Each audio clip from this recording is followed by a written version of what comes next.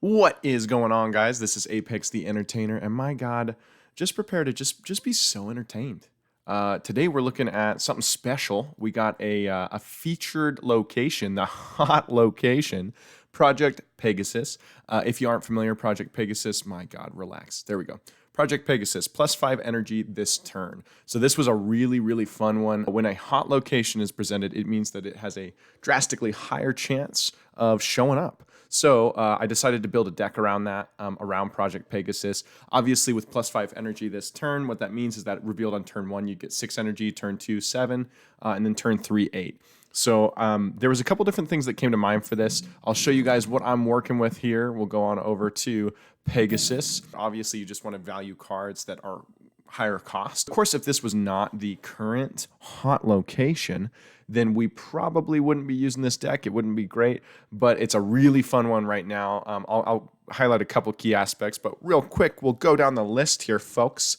Sunspot, Quicksilver, Domino, Scarlet Witch, Mr. Fantastic, Captain America, Hulkbuster, Jubilee, Iron Man, Blue Marvel, Professor X, and Spectrum. A couple of the main points that I'll focus on, of course, Sunspot being probably the most unique feature of this. Sunspot, in my opinion, is not a great card outside of this specific hot location. I think it's really cool that they decided to make this one a prime focus, that they decided to kind of spotlight it, because Sunspot is a really fun card for this specific location.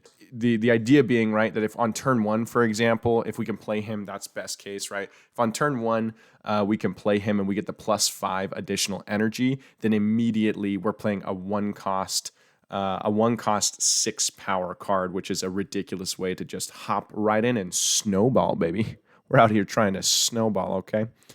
So yeah, I'm super excited about that. I've already put this deck to use a little bit. We've already tested it out some today. I feel like it's been very successful, again, only because of the hot location. Outside of that, this deck is kind of garbanzo beans, folks. The only one that I really want to mention, you guys can see, again, just lots of cards that I think are high value.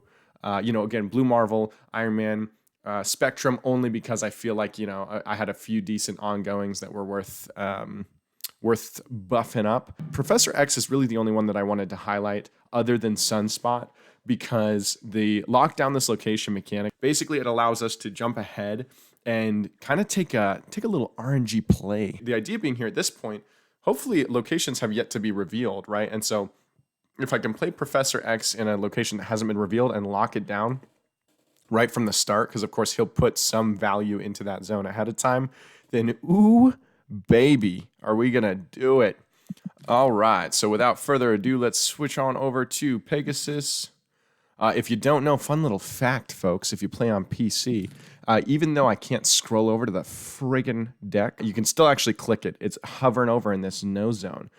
So not my sweet logo right there. That's not what I'm talking about. I'm talking about over here. If I click on this, you will still select whatever deck is sitting there. So we'll pick our Pegasus and we'll get right on in it. I'd love to see an actual Project Pegasus, please. Let's get some Project Pegasus, folks.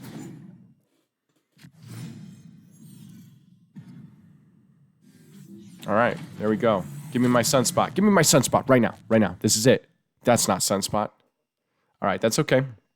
Again, the idea is to get early value on the board. The nice part about the way that I built this deck is, Sunspot is really fun, right? If we can land Sunspot, I think he's kind of the goal behind this. But if not, that's just fine. We still are able to build a lot of value because it's overall just an expensive deck. Let's get our Blue Marvel out here, and then we'll throw Quicksilver in mid.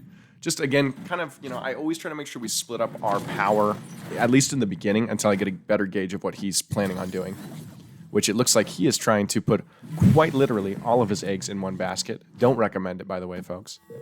That Mantis was unfortunate, but outside of that.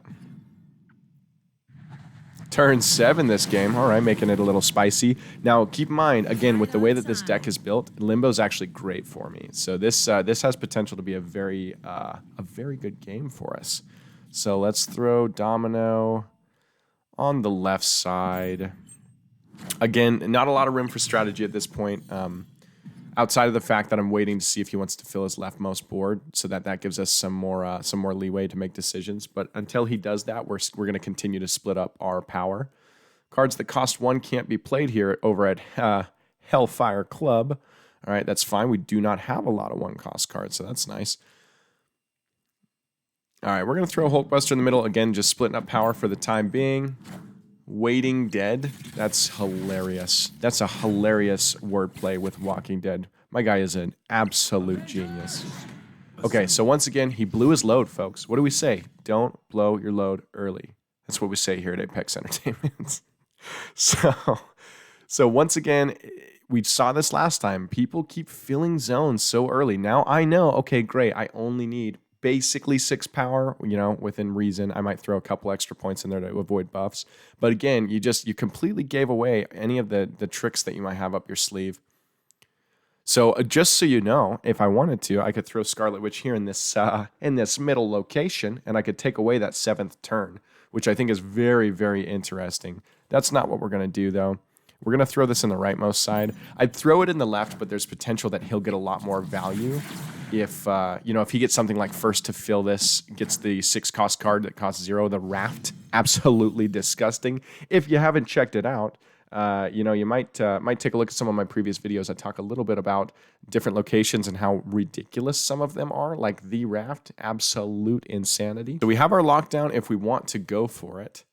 Now, obviously, with something like a lockdown, there's no point in playing it in this leftmost zone because he doesn't have that option. What we're going to do here is we're going to play Professor X in the rightmost zone where he has the least invested. There's a decent chance that he throws something in here, but as long as it's nothing crazy, we should still get the lockdown on him.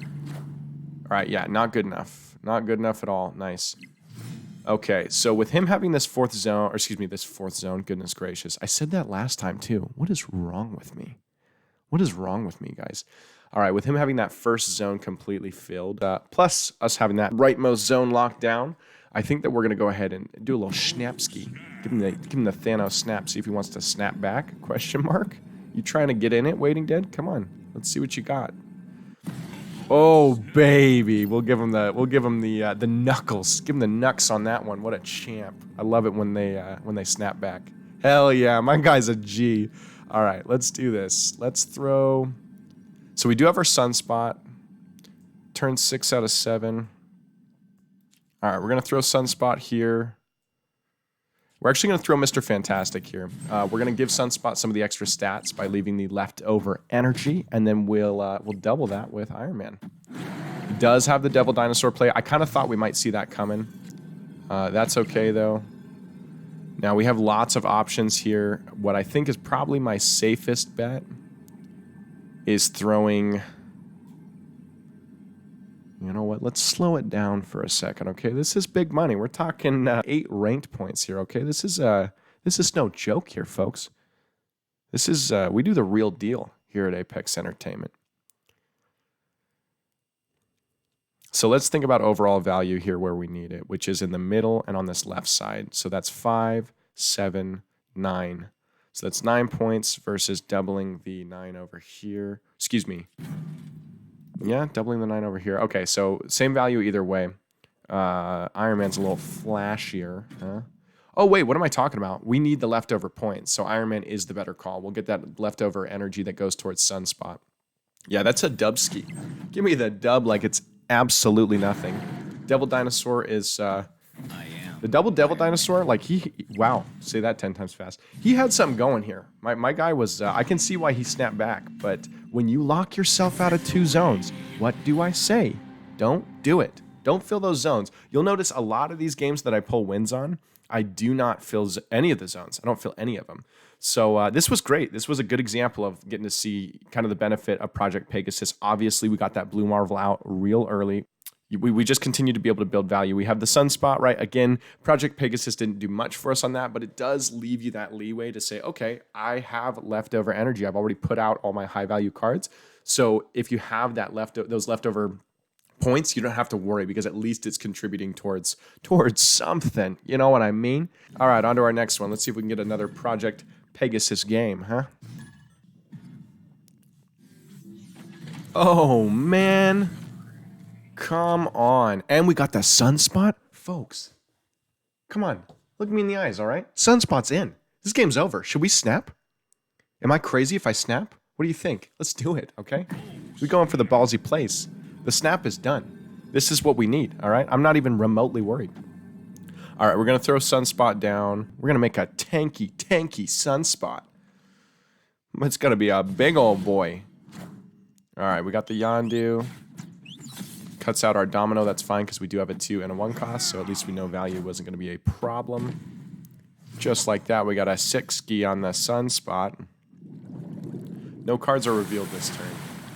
Okay. I mean, you know what? It's kind of a fun idea to throw Scarlet Witch in the middle. This is not a strategic play. This is simply a sicko mode play. We just want to see some crazy RNG. So we're going to throw her in mid. She won't be revealed, and then we'll see if Mime Domp. God, that's got a nice... That really rolls off the tongue, doesn't it? Mime Domp? What a smooth name to choose. We're gonna see what he's got up his sleeve here. Okay, so we've got an unrevealed card in our leftmost zone. We'll just spread the love a little bit, put our Mr. Fantastic out. That's great that we didn't play anything in the leftmost zone. I was considering that, in case you're wondering. Wow, that's a rough go, isn't it? That's hence the RNG thing that I said earlier. All right, that's okay. So if nothing else, at least we know we're still currently winning this zone. So if he wants to do something with it, he does have to invest into it, which is nice. Cards with the highest power here get +3 power. Okay, so that has great... Okay, so this has perfect compatibility with Hulkbuster, because when Hulkbuster stacks his stats, he will take on, with that new card, whatever the highest power is. So basically what I'm saying is, it doesn't split that power, right? If you have a... I don't know, let's say we had a 4 power card out there and we put Hulkbuster in there, he will count as the highest power card because it combines into only 1 card. So we'll hang on to that. Let's throw Jubilee out.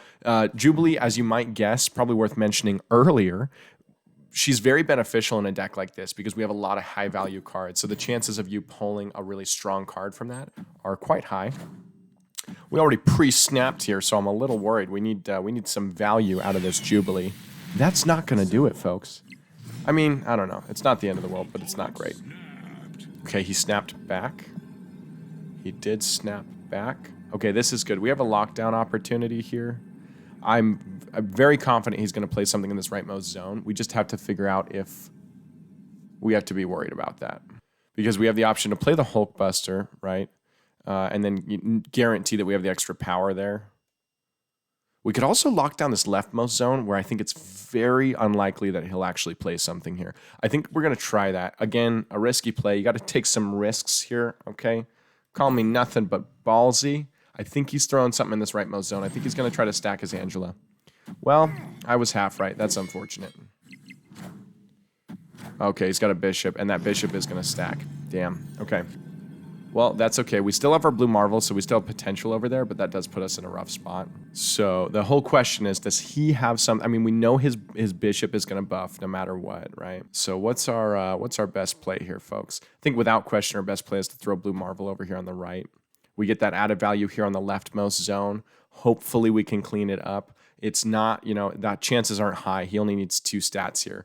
But it's very common on that 6th turn to only play 1 card, so that's what we're going to hope. My goodness... God, I did not play Quicksilver. That's really unfortunate.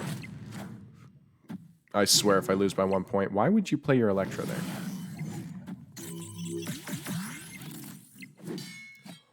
Oh, no. Oh, you poor, poor bastard. Get absolutely wrecked. Calculated. Wasn't even worried. Not for 1 moment did I consider that I might lose that game. For the record, we were this close to losing that game. He got very unlucky with his Ironheart hits. His Ironheart did not proc the way that he would have hoped. She just needed to hit. She just needed to hit 1 here, either Electra or Hulkbuster, and it was a done deal. But you know what? Calculated. That's what happens when you're big brain. Okay, when you're big brain, you don't have to worry. The game just works itself for you. That's an easy 8 points, baby. That was a fun example, again, of Project Pegasus, though. Man, they really want me to invest in Sunspot, don't they? Well, I'll tell you what, no dice, because once you get past blue, a little too pricey for me. All right, you folks know. Alrighty, folks. Well, hey, I really hope you enjoyed this one. I think this was a huge... Of course, I think this was a huge success. Absolutely huge. It was a great way for you guys to kind of see the benefits of building a deck around a hot location. Again, wasn't really a stellar deck on its own, of course. I haven't played it at all outside of this time period because, again, it just wouldn't perform well, right? It just has too high of a curve. And by high of a curve, I mean it skews towards expensive cards, and that just doesn't perform well generally. In fact, we find the opposite so far from what I'm seeing. You want to skew towards lower value cards, fill your board up. But with Project Pegasus around, we get to have a little bit of fun. The way they've got this set up with the hot locations, absolutely phenomenal. I think they did a great job of creating a really dynamic ranked gameplay, and I'm excited to see what they continue to do here. Well, again, hope you enjoyed it. Hope to see you next time. Get out there, play a little bit of Project Pegasus, and of course, while you're doing that, why don't you like, comment, and subscribe? Because, I mean, honestly, I think that's the only way you can really win with Project Pegasus. Alrighty, well, outside of that, I appreciate you all.